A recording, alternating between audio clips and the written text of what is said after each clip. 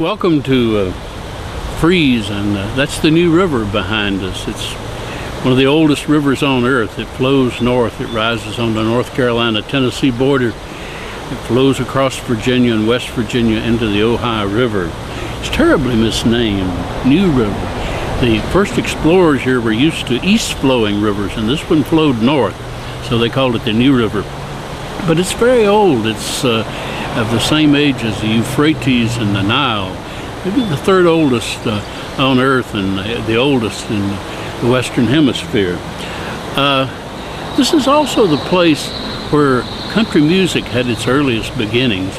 Back in 1923, there was this mill hand who worked here. There was a cotton mill here, built in 1905. There was this mill hand here named Henry Whitter. Henry thought he was a good musician, and he had a guitar and a rack-mounted harmonica, and he took himself up to New York, and he talked a recording company into recording him. In 1923, no one had recorded anything like this before. But they recorded Henry, and one of his songs, The Wreck of the Old 97, became a big hit. So did another one, The New River Train, from here in Freeze. This is where the train came to the cotton mill here. And there's some of the other people in the cotton mill. One of them was Ernest Stoneman, who also worked on the loom down from Henry. And he says, heck, I'm a better musician than Henry. I'll go up to New York. And he did. And he recorded The Sinking of the Titanic, a big hit. And Kelly Harrell was there. And Kelly said, golly, I can sing better than either one of those guys. So Kelly went up and got himself on Victor Records and made some recordings. John Rector was working at the mill, and John says, heck, the barbershop band I play with over in Galax is a lot better than those guys. I'll go up there and record. And so they went up there, he and the Hopkins brothers and Tony Alderman. And when Ralph Peer, who was recording them, asked their name, Al says, we're just a bunch of hillbillies from North Carolina and Virginia. So he called them the Hillbillies. That's where the term hillbilly music comes from. Nobody had ever applied that term to music before, but they got on the vaudeville circuits and on radio, and they were suddenly very famous, and they played for President Coolidge, and they made the first film in 1928, the first sound film dealing with country music.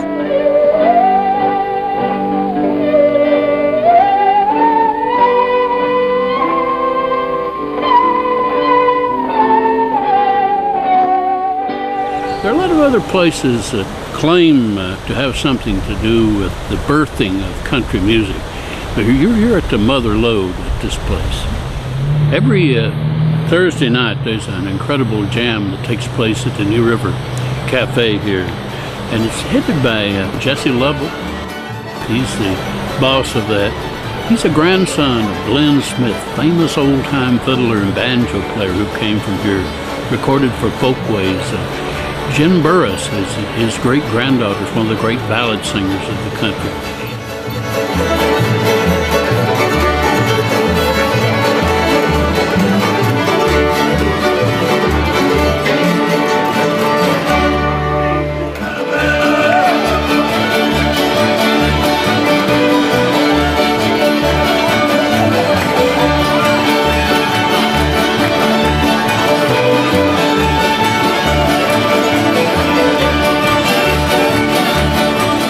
This is in a town of 600 people, so it's a small place, but its contribution has been big.